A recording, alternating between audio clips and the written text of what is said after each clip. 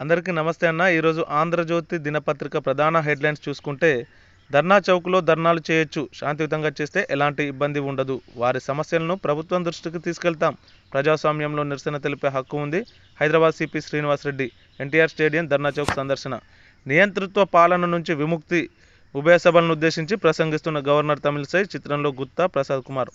దానికోసమే ప్రజలు విస్పష్ట తీర్పునిచ్చారు. 100 రోజుల్లో 6 గ్యారంటీల అమలు, 24 గంటల విద్యుత్, పంటలకు మద్దతు ధరలు, పోడు అసైన్ భూములకు పట్టాలిస్తాం, మేడిగడ్డ అన్నారం అవినీతిపై విచారణ జరిపిస్తాం, టీఎస్ఎస్పీని ప్రక్షాళన చేస్తామని చెప్పేసి ఆంధ్రజ్యోతి ప్రధాన వార్తగా రాసుకురావడం జరిగింది. నా కోసం ట్రాఫిక్ ఆపొద్దు, సామాన్యులకు ఇబ్బంది కలగొద్దు, ప్రత్యామ్నాయ చర్యలు చేపట్టండి, పోలీసులకు సీఎం రేవంత్ రెడ్డి ఆదేశం.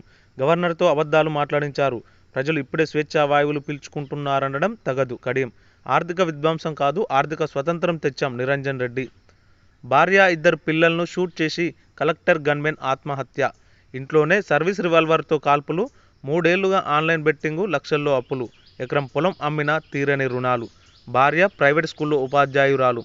ముగ్గురు బడికి వెళ్లేందుకు సిద్ధమవుతుండగా డ్యూటీ నుంచి మధ్యలోనే వచ్చి ఈ ఘాతుకం చేశాడు.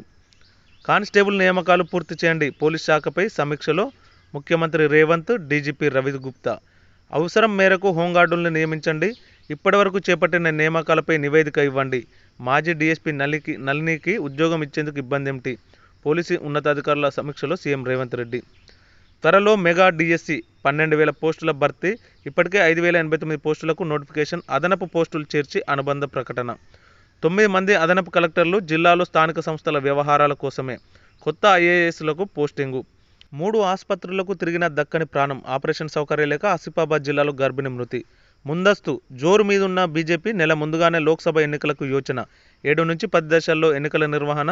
తొలి దశలో మార్చి 10-15 మధ్య తెలంగాణ, ఆంధ్రప్రదేశ్లో పోలింగ్.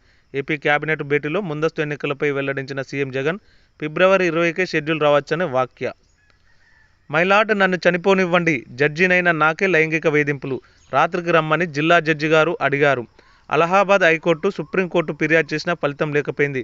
నా జీవితాన్ని గౌరవప్రదంగా డిస్మిస్ చేసుకోవడానికి అనుమతి ఇవ్వండి, సీజేఐకి యూపీ మహిళా జడ్జి లేఖ, నివేదిక పంపాలని సీజేఐ ఆదేశం.